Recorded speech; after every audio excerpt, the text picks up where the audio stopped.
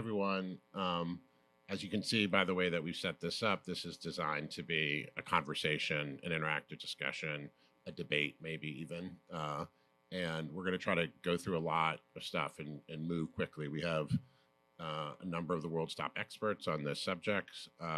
There's a lot of things happening also that we all need to get on the same page on in order to have a productive conversation. So to that end, the first part of our presentation is going to be Rafa, who's going to share, and I'll spare introductions because you guys already know who folks are, is going to give the introduction to the Neuro Rights Foundation, our recent activities, things that are happening in the field, its history, its present, and where we're going. I'll fill in some of the gaps after that and put maybe in a little bit of a broader context. And then Karen's going to help lead us in an interactive conversation. We know that we've already encouraged a number of you to say things and to offer. So be prepared to talk. We'll go for about maybe 12, 15 minutes. We'll see something like that as quick as we can. And then we'll get into the interactive part of the conversation. Does that sounds good? Terrific. So with that, I'm going to just turn it over to Rafa. Thank you. This all starts with 10 years ago when I had like an Oppenheimer moment. So I'm a researcher. I was trained in medicine, but I've done fundamental research in neuroscience my whole life. And my goal, my dream is to understand how the brain works. And to do that, what we need to do as scientists is to break the code that the brain is using internally. My mentor, Sidney Brenner, actually is the person who deciphered the genetic code. And he used to tell us that biology is always an exercise in cryptography. We just have to figure out what is the code of the brain. And 10 years ago, we were exploring the hypothesis that the way that brain circuits communicate are with groups of neurons firing together. And this is what we call a neuronal ensemble. As opposed to individual neurons doing their thing, neurons fire together in groups. So we built neurotechnology using lasers, femtosecond lasers and holographic devices to map these neuronal ensembles in mice and to activate them and inactivate them. And what we found out was that we could decipher, we were studying visual perception because the visual cortex is sort of the easy entry into the cerebral cortex for a scientist. And we figure out that we could decipher what the mouse is seeing by mapping these ensembles, but more importantly, that we can manipulate what the mouse is seeing by turning on and off the ensembles, to the point that we turn the mice into puppets. We can make the mouse do one thing or the other thing if we activate one ensemble or the other ensemble. And this is an experiment that was replicated in other labs in London and Stanford. And for us, it was fantastic because it showed us that, hey, we're inside, we got in. We now can actually start going to town, reading out these ensembles through the brain and systematically deciphering the neural code. So for a scientist and as a medic, this is also fantastic because you can get into the brain diseases that have problems with ensemble. But the reason I had this Oppenheimer moment is because what you can do in a mouse today, you can do in a human tomorrow. It's just a matter of time. It will happen. So if we can break the code and manipulate the ensembles and make the mouse see something or remember something that he's never experienced by turning on these ensembles, this is technically possible. Just like the Oppenheimer crowd, which also came from Columbia, they built the first atomic reactor, the Manhattan Project. That's why it's called Manhattan. It started here. And the same people that built the reactor were the first people to worry about the consequences of atomic energy in humanity. So I started feeling the heavy weight in my shoulder, like, guys, you're building this tool, you're doing this experiment. Now how about worrying about what's coming? And we called in a meeting in 2017 at Columbia in the Morningside campus of a group of 25 experts, and we call ourselves the Morningside Group. And these are people that came from different countries representing the brain initiatives from the US, Europe, China, Japan, Korea, Australia, Canada, and Israel. These were people that were also representing patient collectives, people that were experts in neurotechnology like us that were building these tools, people coming from the industry. We had someone from Kernel, actually, in the early days, people coming from Silicon Valley, from AI. The head of AI at Google was part of the group. And we hold ourselves together to study the ethical and societal consequences of neurotechnology. And we came to the unanimous conclusion that this is a human rights issue. This is not another technology down the block. No, no, no. This is the technology that for the first time enables people, humans, to get into the brain, decoded and manipulated. And this, again, this is not science fiction. We've already done it 10 years ago in animals. So, and the brain, as you know, is not just another organ of the body. It happens to be the organ that generates the human mind. So, by definition, if you can read and change brain activity, you can read and change mental activity. And that's why we came up with the concept of neural rights as a series of human right level protection for 5 areas of concern where the application of neurotechnology could lead to serious ethical and societal consequences. The application of unregulated neurotechnology, I would say.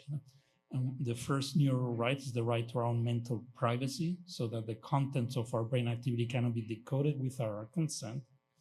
The second is the right to our own mental identity, our self, our consciousness, our personality, so that that cannot be altered without our consent. And again, I'm not talking science fiction. This has happened. No? I can tell you later if you want, no clinical cases. The third one is the right to our own free will, our liberty, our decision-making, so that just like we turn the mice into puppets, this cannot be done in humans. It should be a fundamental human right to keep our decision-making as a fundamental property of the person. And the last 2 neural rights is the right of equal access to neural augmentation, because we think it's inevitable, it will happen, that humans will use neurotechnology to enhance our mental and cognitive abilities. And we want to start the discussion now to ensure that this is ushering under the universal principle of justice. The last neural right has to do with the right to protection from bias on the information that neurotechnology can introduce into the brain, like what we do with mice, because one of the side discoveries of our mouse experiment was that the mouse interprets all the information that we put in as internal. So when we put in an image, it does not interpret that as something that he sees in the outside, no, something that he thinks this is the way the world is. So any information that goes into the brain has to a much higher level of concern with respect to bias and discrimination. So this was the Neural Rights Agenda. We published it in a joint paper with 25 authors in the journal Nature to alert our colleagues and alert society in 2017. And since then, a little bit with the weight of the responsibility of the kid that builds the devices, I spent a lot of my time, maybe almost half of my time, devoted to the promotion of neural rights. So we built a foundation with Jamie and with a third wheel, who's not here today, Jared Genser, who's an international human rights lawyer, because for this business, you don't need academic. You need people that really know the law, particularly human rights. And we built this Neural Rights Foundation. We don't get paid to do this. So this is completely pro bono nonprofit. And I spend sometimes half of my time on this, which gets people in my lab a little worried, like, shouldn't you be doing experiments just there?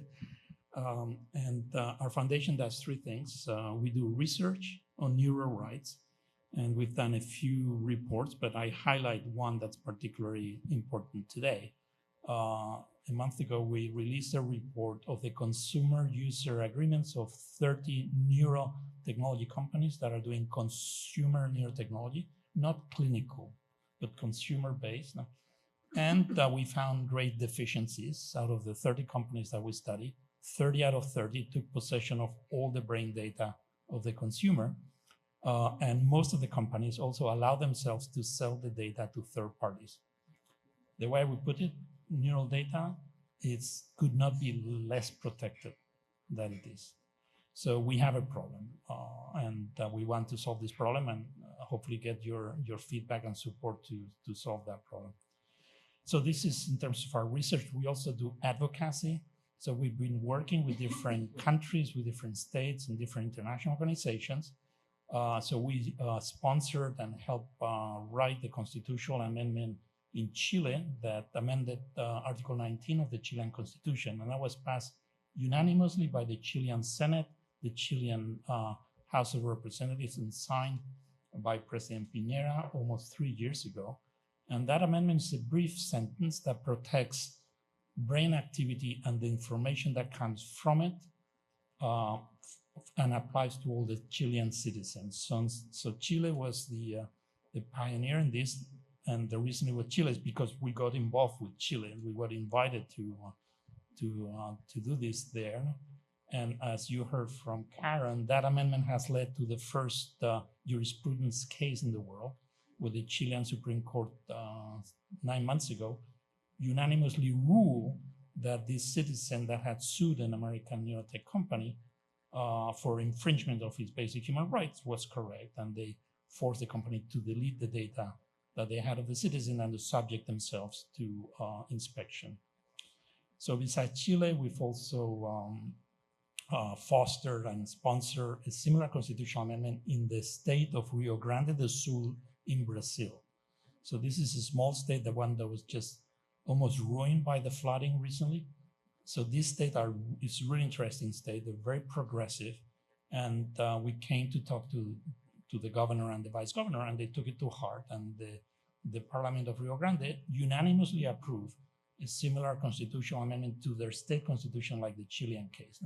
And this is a state in which they had 16 different political parties represented in the parliament. And this is the only time in history they've all agreed. So we got unanimous agreement in Chile. Chile is also a very polarized society and political system. Same in Rio Grande in Brazil.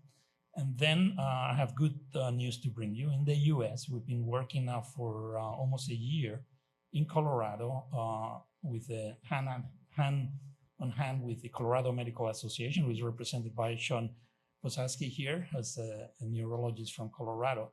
And together we sponsored this bill of neural data in Colorado that defines for the first time legally what is neurotechnology, what is neural data, and applies to it the Colorado Data Protection Law Act, actually, which is one of the few in the US, and essentially categorizes neural data as personal sensitive data.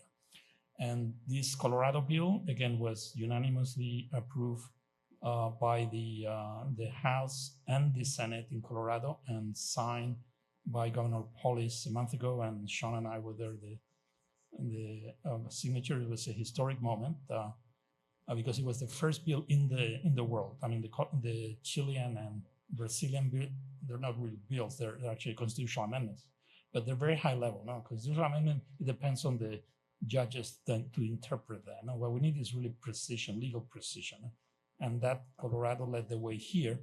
And just very, very quickly bringing you good news from California, where our foundation has sponsored a bill, the Neural Rights Bill, that has been introduced in the California Senate by Senator Josh Becker, who's actually representing Silicon Valley. So he's really from the heart of the tech industry.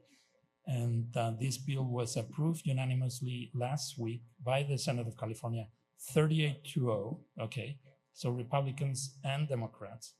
And this bill does something very similar to Colorado. It defines first what is neural data, what is neurotechnology, and then applies to it the CCPA, the California Consumer Data Protection Act, which for those of you in the business is the strongest data privacy legislation in the world after European GDPR. So this bill from California is now going into the chamber. They're probably will be there in a couple of weeks testifying again, but hopefully things will go well, and California could become the second state in the country where there's protection for brain data as considered to be personally sensitive data. So if you live in Chile, Rio Grande do Sul, Colorado, California, I would say you don't have to worry about your mental privacy. You can worry about other things, but not about that. No? And it's just by chance that tomorrow they'll call us to the White House. We're going there for the second time to discuss this issue. And also we're going to have a couple of meetings of the Senate because unfortunately, the US is probably the only major country in the world that does not have a national data privacy legislation. And so different states are, of course, there are 16 states that have, or 12, I think, that have promoted their own, but the logical solution is to have a nationwide Data Protection Act. And we're trying to argue that it's very important to include neural data as part of the sensitive data that needs to be protected. And just to finish that, I told you our foundation is doing research, we're doing advocacy. We're also involved in outreach, in getting this message to the public. No, I mean, it's great to talk among ourselves, but no, this is something for the citizens to evaluate directly. I'm nobody to tell the people what to do. No, I'm just a scientist here. And part of our efforts for outreach, we made a movie with the documentary with the German director Werner Herzog. The movie is called The Theater of Thought. And it's a documentary in which we go shooting interviews of 30 experts in neurotechnology, including Paulina, who's one of our stars in the movie. She's closing up the movie. It's an hour and 45 minutes. And although you cannot yet stream this movie in the services, they haven't been able to sell it yet to a company. But we've been given permission by Werner to organize private screenings at no cost for any organization that's involved in neurotechnology or scientific, medical, or NGO. So if any of your companies or your organizations interested in watching that movie, please email us and we will make it happen so you can have a screening pass for the movie. And with that, I'll finish maybe with a couple of asks for you. No? One is give us feedback in terms of how you think neurotechnology should be regulated.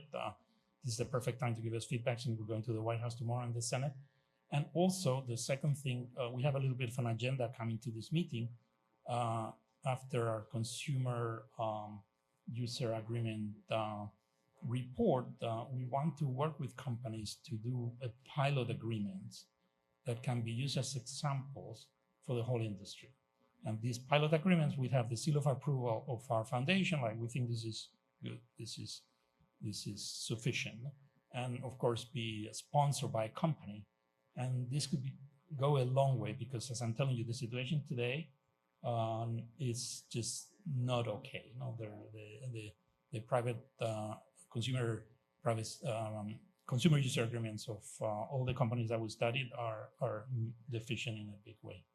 So these are my two asks for you: feedback for our agenda, particularly with respect to DC, and also think about if you're interested in working together with us to write the pilot agreement. Thank you. Okay, thanks, Rafa. We're a little over 15 minutes, so I'm going to go maybe a minute right now, and then we're going to open it up so we can have a conversation. First part is the effort so far in law and in public understanding and obviously in industry practice, sort of the areas that we're working on, was really not a matter of choosing either or. So the legislation that's already been passed is focused on consumer neurotechnology. It has a particular set of definitions. We know that part of the broader conversation has been all of the other cognitive markers and ways of measurement. So this is not a choice of either or between these things, but it's really more of 0 to 1. And our view was it was important to move from 0 to 1 to begin to engage with policymakers, the public, and with the industry, and to move towards action. And so that leads to my second comment, is that one of the things I'm so excited about with Brain Mind, and that it's really catalyzing, is a movement. In my own background and career, I worked for the chairman of the FCC in the 90s when we were implementing the Telecom Act and all hell was breaking loose with the internet. So I've seen a technological revolution from the inside as a policymaker. In that chair, I was in Silicon Valley as an entrepreneur and venture capitalist. I also started a company with Al Gore, kind of when he was uncool Al, like in 2002, after, back then, when he was putting together a slide deck that became An Inconvenient Truth. And I started a company that was a TV network called Current TV with him. So I've seen the climate movement also. And so I want you to think in your mind as we're having this conversation, what is a movement? We've heard that word. That was my JP word when he did his poem, or one-word poem was movement in my head. And what makes for a successful movement? Because this is poised to be a successful movement. And that's what's impacted there, is the sense of what is, well, not just the problem, but what is possible. And what Rafa and so many, all of you understand, is that the circle of possibility is extended, which allow us now to imagine and to convey to the public, to policymakers and others, that the possibility that what we can afford to care about and what we can afford to act on are much bigger. And so final point is that key part in this conversation is going to be speaking to key stakeholder groups with more of a coherent voice, a story that they can understand. One of them is institutional capital. This movement needs, we've heard this again and again, institutional capital to move into that space. Institutional capital doesn't like risk, right? And so regulatory risks, lack of public trust, lack of coordination among partners, et cetera, seems risky. So we need to have fierce and open dialogue within this to try to get things right. But we also need to be clear about how we're communicating to the stakeholder groups, institutional capital being one. Second, being policymakers, that's what we're attempting to do. Third, being the public, right? We all have a common interest, right, in communicating to the public to give them a sense of trust around that. And there's other stakeholder groups. So I want you to hold that in mind as we're having the conversation here, that we're poised to build a much bigger and exciting movement, and that this, what the NeuroRights Foundation, Karen, and so many other people are doing, is building this essential building block that begins to lock in that story for those different stakeholder groups that allow more energy, more capital, more talent to come into the space in order to be able to grow. So with that, Karen, Alyssa, you want to give some anything framing, and now we really want to hear from all of you. Yeah. Okay. Thank you so much for that introduction, that history, and the invitation for questions. I think at this point we have this real opportunity to get feedback from the group, and we've talked to a couple of you and asked you if you might get us kick us off.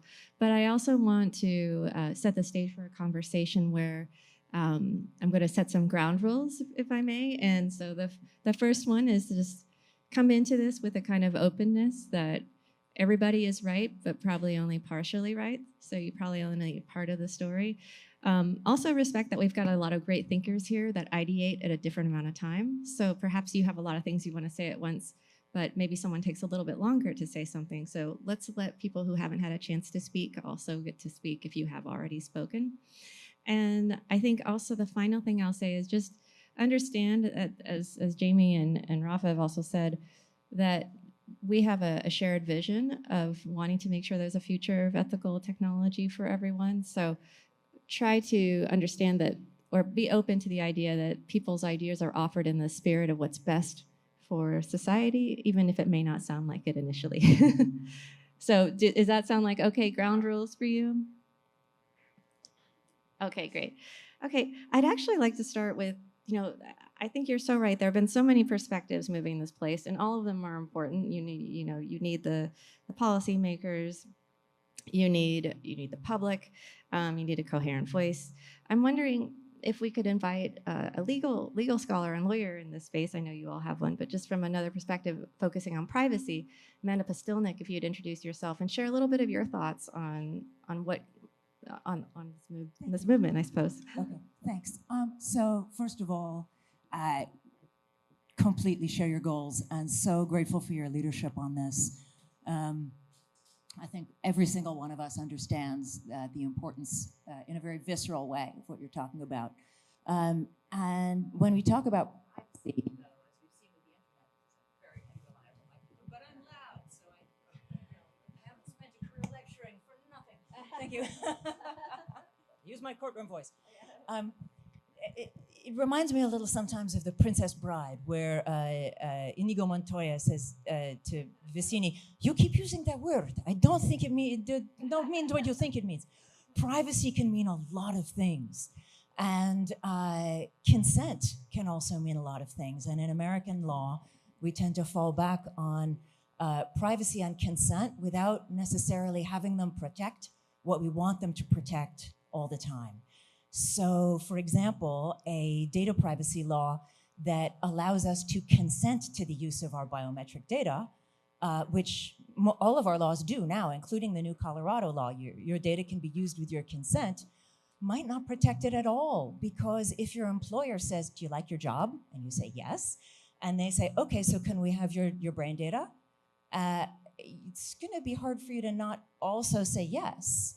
And consent can be illusory. And if consent is illusory, where there are big power differentials and status differentials and economic incentives, then privacy, if privacy rests on consent, then that can go away.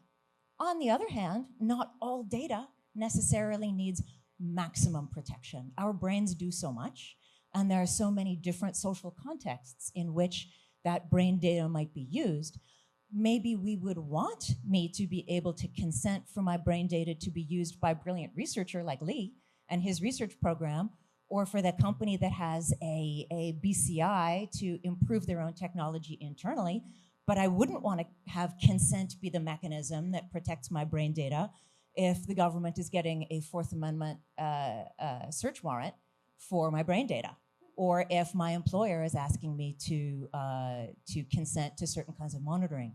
So I'm hoping that as the initiative matures, that sort of like every field recommends themselves as experts, but that more lawyers, everything needs more lawyers, get involved to help really refine what privacy interests are at stake, how to isolate them with care, and then how to accord the right level of protection both to different kinds of personal data and legal and social interests, which you're making a start on. And the last thing I'm going to say, because there's so many good thoughts here, is sometimes in law, the first mover is the only mover, because lawmakers have so much to deal with and such limited attention spans that while there is a real risk in waiting and letting the market get away from you, there's also a lot to be said about putting a stake in the ground first that defines the kinds of interests, because lawmaking is not very iterative,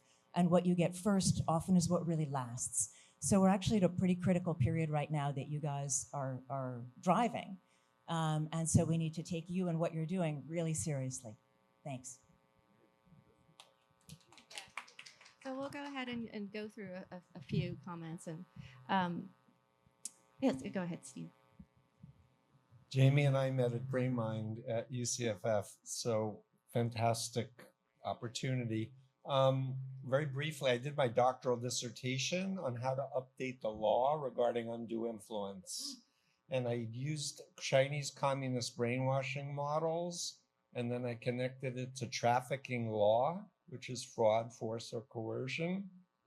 I added a law professor, Alan Shefflin's social influence model, that experts can explain the influencee, the influencer, and then the influences. And I did the first quantitative study, scientifically validated construct for evaluating undue influence, which I call the BITE model: behavior control, information control, thought control, and emotional control. And it fits on an influence continuum from ethical influence to unethical influence.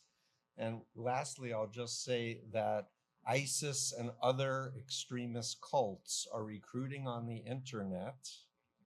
They're using private data that they're buying from companies like Glue, which is in Colorado. And I've heard now of the first VR usage of a cult to recruit and indoctrinate people. Lastly, I'll say, do you remember the sarin gas cult in Japan, Om Shinrikyo? They had the first computer video game to recruit and indoctrinate people in the world that I'm aware of. So my expertise of 48 years, I'm really about human rights and what we need to do to protect everybody. So thanks for listening. Thanks for your work, Stephen. I wonder if we could also have, so we heard from Amanda, but I wonder if we could also hear from some of our academic researchers in this space. So maybe Lee and Polina, you could add, what is your take on this movement in this direction? What would you advise? Sure. I can start with, and my perspective would be from an engineering standpoint. So as we develop tools, we need to have a very good and rigorous way to evaluate those tools to really understand what type of data those tools actually produce and generate and how to interpret that type of data. So if I didn't, let's say if somebody develops a tool and they only sort of partially characterize it, that tool might be used in a way that the original creator did not intend to do so, which that it may be. So being rigorous and understanding everything that you're extracting from your tools, but also having good control of your tools is important. And that's why we need to kind of always keep the ethics in mind. And there are some tools might have an actual physical switch in them, so it's pretty difficult to run an electrical tool without voltage. However, there are tools, including some of the tools that are developed by people like myself and others who work more in the chemical space, that might not have an obvious on-off switch. And there, understanding the technology and understanding what would constitute such on-off switch, how can we have that control of that data, or how we can control of that tool so that we can turn it off when we need to, or we can give control people of their data, or we can give people an option to get rid of it when they want to. It's very important. So this work needs to, of course, incorporate designers so that we can be informed from early on, so that when we develop those technologies, all of these ideas are incorporated de novo, so that we are not trying to then patch something that was potentially developed incompletely or sloppily. So that we do a good job right away. So I'll pass it to Lee.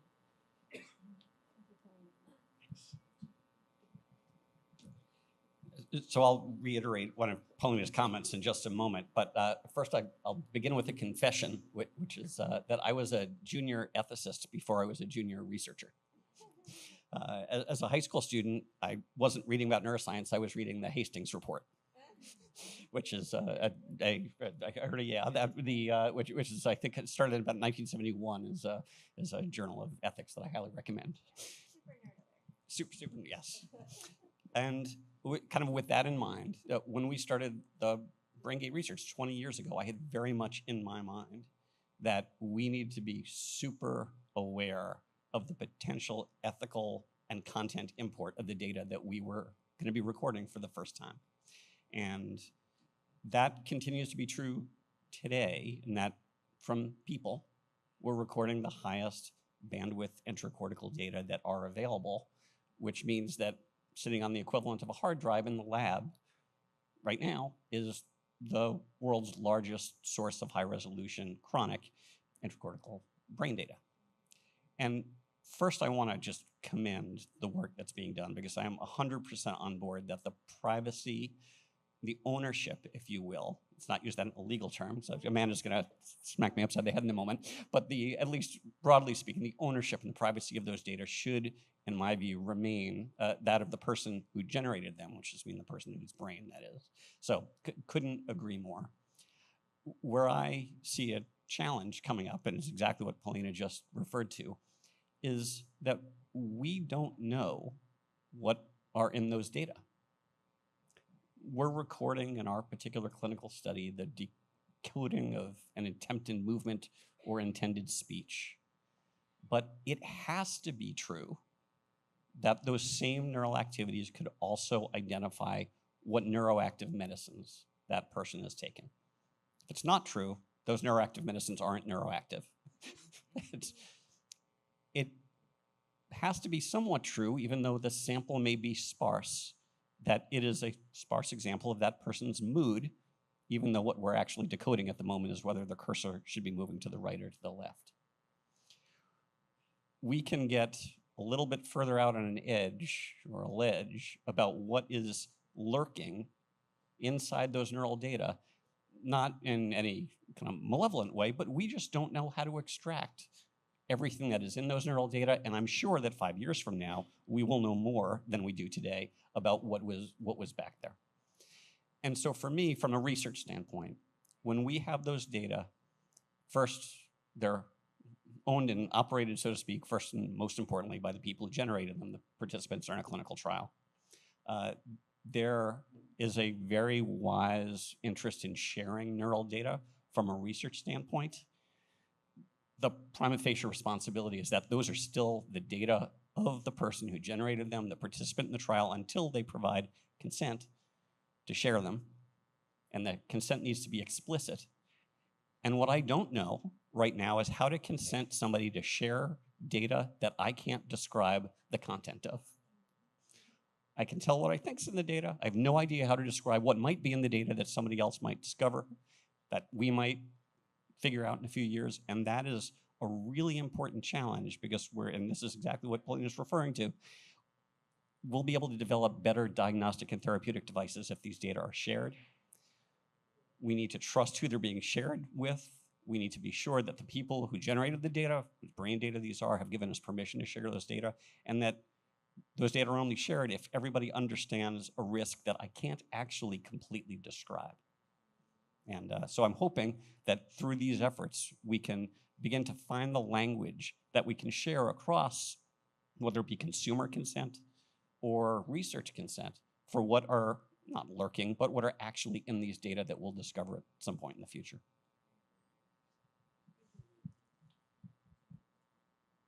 Hi, everyone. Super quickly, I asked Diana if you can share a quick announcement. So United Nations and UNESCO several months ago picked up 24 specialists from all around the world, so beyond G7, G20 countries, so 193 countries are represented, to come up with a draft for the neuroethics document, act to be voted into law, suggestion for all the countries to follow and adopt in their legislation in the 43rd General Conference next year. And like a lot of examples that we mentioned, for example, drivers. So representatives are really all across the globe, all countries are represented, because challenges, as you can imagine, are very different and needs are very different from between US and Italy and France and Zimbabwe, literally. And the idea is effectively consent. We have lawyers, we have neurosurgeons, we have researchers, we have artists, we have philosophers there. Definitions of neural data, effectively chemicals, all type of actually, different modalities, even the ones that are maybe not yet fully represented, including organoids and animals. Animals are not forgotten in the document, but effectively covering examples of incarceration, economy, labor. Your right not only to access the data if your job will require you to wear the device, but also understand and give you ample opportunity to understand what those metrics are before they fire you because you are not performing well enough. So all of those are transcribed as a document. It will be shared publicly next week.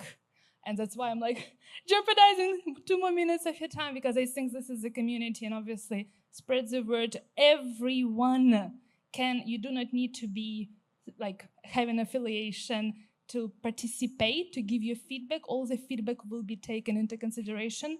In US, I'm at MIT, will be leading this. It will be online, so anyone can connect. There will be, I believe, one in Duke. I'm trying to organize one in California. And they will be all online. All of them will be online. So everyone is, please come on in. This will be all transcribed anonymously, of course. So all of the document is 35 pages. If you hate it all, tell us you had it all, where we missed it, where we forgot. We tried to cover much more than obviously we already learned from amazing documents. OECD, we have folks also from there. We'll try to learn as the best and expand, effectively understanding. Also, we have this chapter, that's why I decided to jump on here, of even if your data is there, you consented, but now we learned something. So what will happen? So yeah, sorry to jeopardize, but just thought it might be the most relevant of the current efforts that everyone present here can participate. And find me if you want like a follow-up, and it will be all public, accessible in multiple languages, of course, next week on the websites. Thank you so much, Natalia. I think maybe we have a few more people we wanted to hear from, but do you want to pause here? Did you have any comment back that you wanted to share at this point? Yeah, maybe just on the comment of UNESCO. This is, of course, something that should be applauded, but we've had ethical guidelines for over 10 years now. In fact, we published our neural rights agenda already almost a decade ago, and I think the ball has moved now to landing these concepts in which everyone agrees upon. I still haven't met anyone who disagrees with ethical guidelines for new technology. So the challenge is now just to land them into the legislation, regulation, constitutional amendment, because otherwise it's just we're going to repeat the mistakes that were made with other technologies. This is not the first time we go around the block here, no? And I don't have to mention, but we have a very poor track record as humans regulating technology that could have negative consequences, no? Particularly in the digital world. I just want to note that Ariel and Steve are in the queue. Okay, Jamie? I would love to hear from one of the people who represent the company. Okay, so then Ariel and Steve, that's just what you're looking for then. Hey there, I'm Ariel, one of the founders of Muse, probably one of the most visible neurotechnologies out there. We have 500,000 muses out in the wild. This is a question that has really, that I've been struggling with for a very long time. In 2010, I would lie awake at night thinking, oh my God, what are we doing? Are we unleashing the devil? Is the government going to be able to read your mind and use that information to sell you crap you don't need? And so in 2012, I started laying the groundwork for an organization that started in 2014, the Center for Responsible Brainwave Technologies. At that time, we had Anne Kavukian, the leader for Privacy by Design, Nita Fahrenheit, Brian Bellendorf from the Electronic Freedom Foundation, trying to bring people together to understand how we create a set of standards around privacy, safety, efficacy, transparency, and the most important one for me, agency. I think agency we talk about privacy a lot, but I think even more important than privacy is that these technologies should never erode human agency. As a consumer technology in this space, we are aware of the vulnerabilities that are being created by these technologies. And we very greatly appreciate guidance, both for ourselves and for the other companies. We tried to have summits where we brought together all of the leaders in the space, came up with a white paper. How many people actually adopt these things? I don't know. We dreamed of an agency that would be like a certifying body and would create ruckus when people were misbehaving, which I've noticed you started to do. Thank you. And so, I'm open to field any questions that you have about not necessarily the broad industry perspective, but our industry perspective. And it definitely is a challenge because, we work very closely with thousands of researchers and want to be able to share data with them out of which we can generate phenomenal insights. And we also need to make sure that we're always managing brain data appropriately. We've seen people go into neuromarketing with our technology, and we very much say, no, you are not allowed to use this device for neuromarketing. And we try to hold down our SDK so that we can manage the applications that people build on it. But you can't really do that because then people write patches to use the Muse for free, which is fine, except that who knows what the use case is. So welcome all questions. Feel free to ariel@interaxon.ca. We probably won't have time to chat today, but please direct anything that you want towards me. I'm here. Thank you so much. Thanks, Ariel.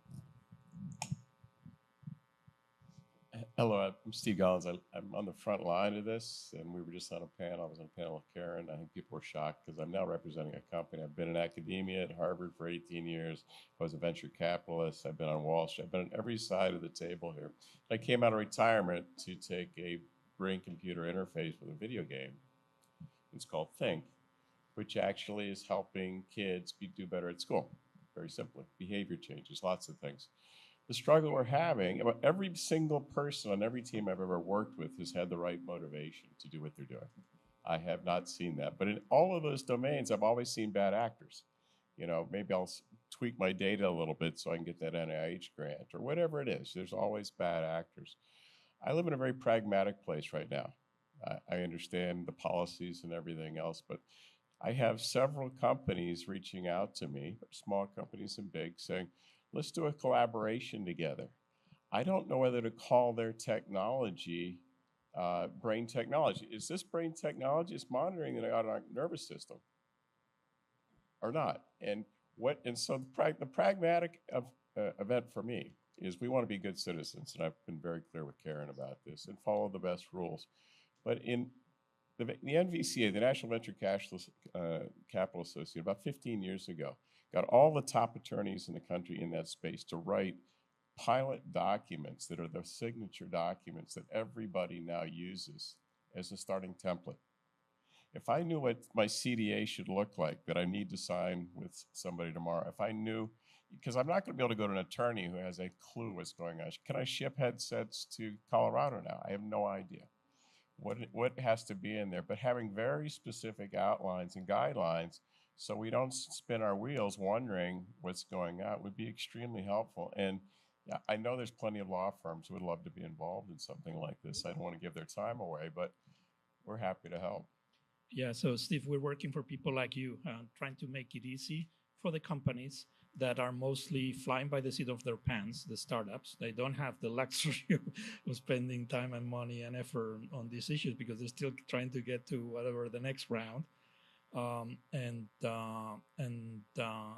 the goal is essentially to provide, of course, free of cost, the companies legal advice with some sample CDA pilots that have the seal of approval of our foundation and the people that will represent that. I'm telling you, this starts with a movement representing all the branches of the world, experts, the patients. So this is not just a couple of friends here. But this issue of what is brain data, is this brain data? This is exactly the discussions that we're having with the lawyers in Chile that we had already in Chile, in Brazil, in Colorado, in California, to nailing that legally, because it doesn't matter what we call it. What matters is what's in the law and how the law is interpreted by a judge. So just to give you some pointers, in Chile and Brazil and Colorado, brain data is defined as neurotechnology devices. I mean, I'm just rehashing here. Devices that measure directly the activity of the central or peripheral nervous system. So that little wristband, if it samples neural activity, that's neurotechnology. We had discussions with respect to Control Labs. There's actually a company that we have some ties, or not ties. We have no ties with any company, but some shared experiences with. I happened to have the Reardon as my undergraduate student a few years ago, and in this case, I mean, my hat off to them because they're brilliantly figure out they can use EMG to record motor units, but the motor units are actually from the spinal cord. This is classic central nervous system. So they would be included. I think if you have a device that gets to the motor units, whether it's directly or through the MEG, then at least our position is that should also be included. But if you have an Apple Watch, well, that obviously is not neurotechnology. That's other things, is biometric. I'm not saying that they're not important. There's a whole field that we're not touching on purpose because we want to be focused and effective to prevent endless discussions that will essentially lead to paralysis and lack of. That's the plan. That's the reason that Jamie, me, Sean are here for this meeting, because we want to make ties with companies to explore some pilot agreements. And the minute that we achieve that, they will make them, of course, public. No? Okay. I just wanted to turn this to you about your documents question. Yeah. Well, one, yes, we also have documents that we created with BrainMind that we're happy to share with you related to a number of those instruments. But I think that the more people we have working on this, the better that will be, as long as we have the right expertise in place. And it sounds like that's what we're looking for at this point. So that's great. Thank you for that, Amanda. So Dan, I would like to let you go. Rava also, and then note that we have about 10 minutes and could like to just put seed out there that this is your opportunity to share with Jamie and Rava some of your wish list items or some of your lingering questions or opportunities and ideas that you have. Okay, so Dan, Raghav, and Sean. Yeah, I'll try to do it quick. So I'm working for InBrain. We're a company that makes medical devices. And I think it's very important. This is medical devices, brain interfaces, and we are a European company, so we are regulated by GDPR. So I would like to give to this audience a little bit of inspirational awareness of what GDPR is. And in GDPR, we don't make any difference between neural data, blood glucose level, or sex orientation, religion, or even social security number. All these data are considered personal data and they cannot be sold. They have to be in servers in Europe. Every process, every signal processing or whatever processing, data processing on this data must be declared somewhere, and public needs to have access to this. And even if people give their consent, they cannot be sold. It's forbidden by law thanks to GDPR. And before getting into that domain, I was working for cochlear implants for the past 15 years, and cochlear implants are gathering some peripheral data. And we had no problem collecting this data, but it's like regulated. So I was wondering why within my company, we are going to collect brain data, but because we are a medical device company, then it's medical data. And with your consumer electronic device, it is no longer medical data. So what if the solution is not just consider brain data as medical data, as if it was a glucose level in the blood? What do you think? So I have information that directly relevant to you. You're mixing two issues, medical or non-medical versus GDPR in Europe. Let me just tell you about the GDPR. It turns out that the GDPR committee has approached us already 2 years ago because the GDPR was written 10, 15 years ago. There's no mention absolutely of neural data. You cannot blame them, no? And there is one word, biometrics, can you expand the meaning of biometrics to include neural data? Well, depends on the lawyers, depends on who you ask. It's unclear. Because of that, the same people that are behind the GDPR in Europe have asked us for help to see if we can use the GDPR to protect neural data. And it's extremely difficult. You cannot add a single word to the GDPR because it involves 34 countries. It's just impossible. But one thing that we're working with them is to expand the definition of certain articles in the GDPR. So this will not be legally binding, but it will be essentially a guideline for companies in the neurotech space. So they are working on a decalogue for neurotechnology that will show how the GDPR can be extended, even though it's not written. That the spirit goes in that direction. GDPR gives a framework. It's a good framework, but it's not enough. Again, they themselves are asking us for help with this. No?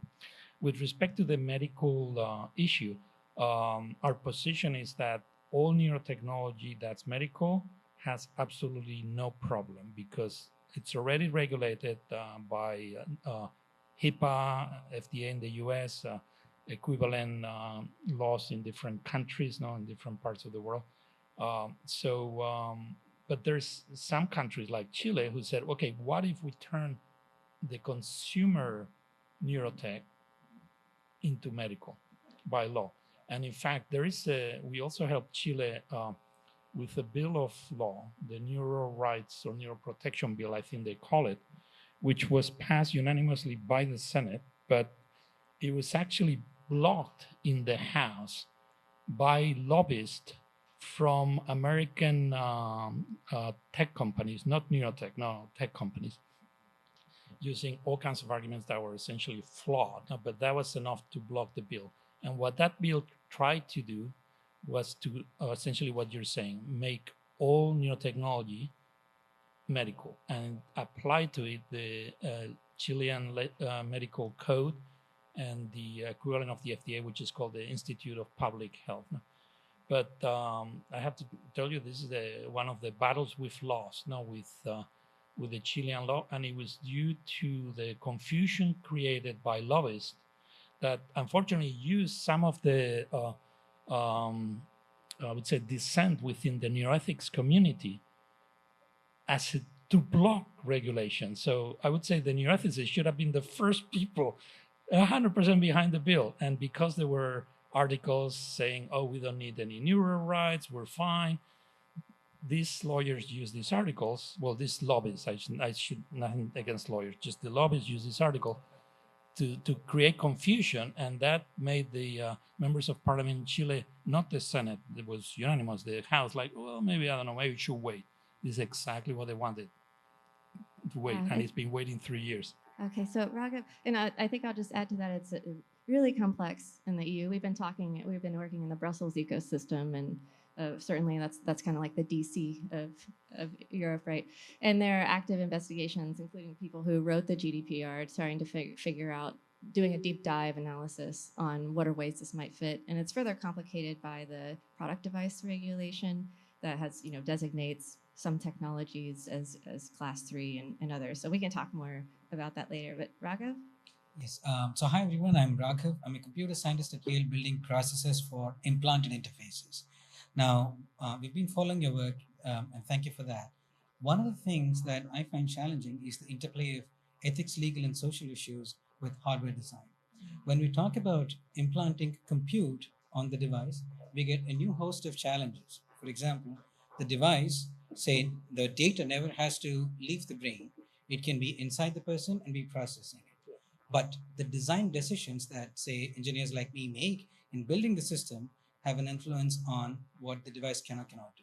Concrete example is we could all lobby for access to the data, but if the device that I designed currently doesn't have access to it, gets implanted, and the law changes, there is no way without surgery that we can replace that device.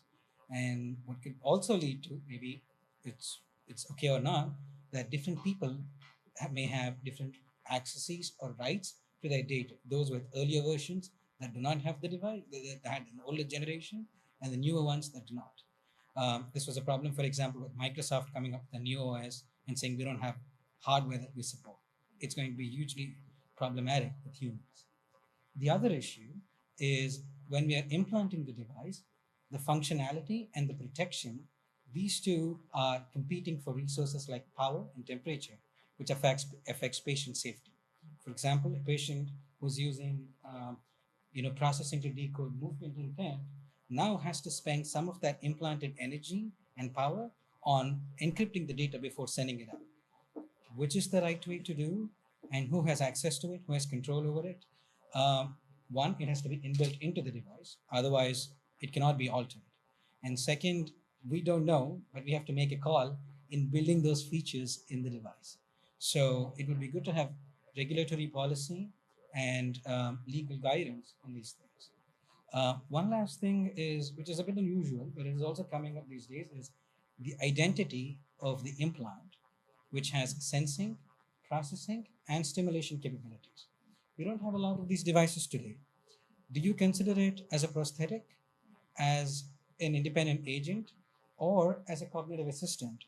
Because if it's an independent agent, it can monitor, and if there are malicious acts that it observes, it has to report.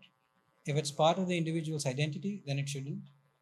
And again, as a computer scientist, why it sort of concerns me is, for all of these, we need to build in support in the hardware and software.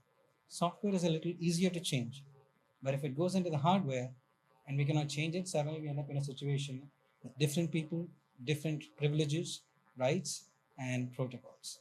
So these are some of the issues. Thank you. We're running out of time, so I want to make sure our last two questions get in. So Sean and Emily, and did you have a question as well? Yeah, more like a comment. I'm a lawyer, but I can Well, you can say a comment as well, and then we'll wrap it up there. No, I can wait. I'd be happy to just wait. Okay, I'll be really quick. Okay, My go name is ahead. Gina Lupino. I'm a lawyer, intellectual property lawyer, U.S. patent attorney. I'm also a person living with Parkinson's, and I had DBS surgery last March, a year ago. So I just wanted to comment that if you're going to speak to Congress this week, keep in mind, well, your comments were excellent because I think they really tie the issues back to the patient's wellness and how any changes in law could affect just a patient's day-to-day life and submitting to getting things hardware replaced, et cetera. And that could be very painful and cumbersome.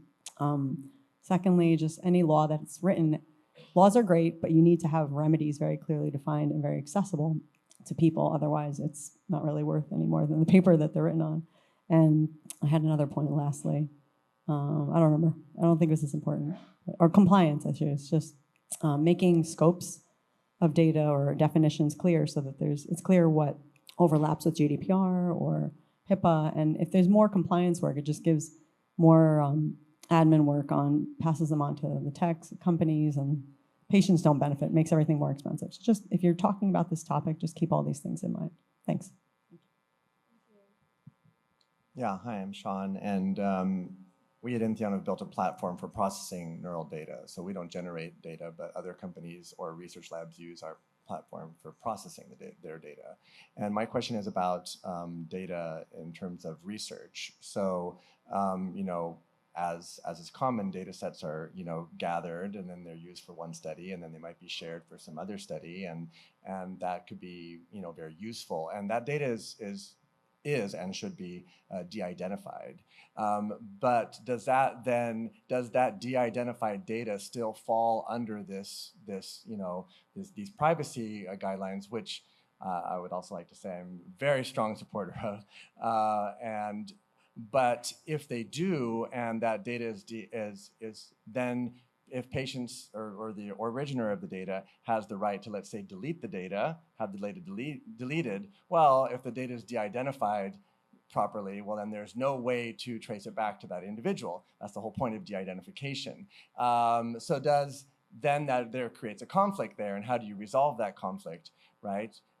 Or does data, once it's de-identified, if there is no way to trace it back to the individual, then does it no longer fall under as being part of that individual's data? So it's kind of, I feel you have to kind of go if you go the route of, well, the user has to have the right to have their data deleted no matter where it went, then we need provenance, right, of that data, and then it's no longer de-identified. So there's this sort of conundrum there that I don't have a solution for, but I just have the questions. But yeah. And then we can answer them. Could I super quickly answer this? Because we were discussing this exactly 10 years ago in the Morningside meeting with the person that invented federated learning as one way to solve that problem, and also the experts in cryptography. So there are technical solutions that could go a long way towards your concern, which is, of course, a very serious problem with the brain data. Let me first tell you, 50% of brain data, 50% of the variance of brain data is individual specific. Depends on which brain data you're talking about. But just to give you a number, about half of the brain data, you can pinpoint it to the person, like a fingerprint. So this is going to be a huge issue, what you just mentioned. But there are technical solutions that can go a long way. We proposed, it wasn't me, it was these people coming from Silicon Valley that knew this code, the blockchain, differential privacy, federated learning, homomorphic encryption. If you just apply these recipes, it can go a long way. Okay, thank you for that, Emily. I'll be quick. Gina stole my thunder, but it's such an important point that I'm going to say it again. Also, an IP person, remedies. These conversations tend to focus a lot on the substance of the law, so we should have a right to privacy. Here's what it should look like. People tend to punt the process side to the lawyers. Where should this be enforced? What should the remedies be if a statute is violated? Don't punt it to the lawyers. If you look at intellectual property law, for example, the remedies for trade secret theft or patent infringement are either going to be money, as in damages, you pay money if you violate the terms and are found to have violated those terms, or injunction, as in we will shut down your business if you violate these terms. And we've seen the evolution of intellectual property law that as those remedies change, behavior changes dramatically. There was a Supreme Court case in 2006 that significantly curtailed the circumstances under which you can get an injunction for patent infringement, and it drastically changed the landscape of how much patent infringement exists. If you can pay lawyers to defend you for decades before you ever have to be held to task for what you've done, then the ROI is very different than if they shut down your business. So I encourage you not to overlook that as scientists and ethicists. You can participate in defining that. And in fact, you have a lot of power in voluntarily saying, I would subject myself as an ethical scientist to the following types of remedies for this type of behavior. And where those laws get enforced makes an enormous difference in how much deterrent effect they're going to have on the population of bad actors that we know inevitably are going to participate in the system. Thank you so much, Emily. Okay, so I think we have to wrap up, but thank you very much for your time and your curiosity and your advice. I'm sure that you both will be around during the break as well. Can I just say one thing? I want to single out Diana. Thank you very much for helping to organize this, and thank you to BrainMind for all the work you're doing. This is such an important platform for us to be able to pull this together, and thank you, Karen. That's where I was going next. So one, we obviously very open door. Like Sean basically cold called us, and now he like led the group. So like we this is like a movement, right? We're building a community of, and so we want to work with people. So all of our doors are open. We're easy to find. You can get me on LinkedIn. I'll be very responsive. I'll give you email and all the rest. You can definitely talk to Sean also, but literally this movement's growing every day, both the broader movement and this very specific community in action, both in this country and around the world. So it's very excited that so many people participated in this conversation, and thank you again to BrainMind for making it happen. Thank you very much. Thank you. And also very excited to have voices of those with lived experience and expertise add into the conversation who have really been missing. So I think that's really going to enrich where we're going next. So thank you everybody for your work. And again, thank you for your time. Thank you, BrainMind. Bye-bye.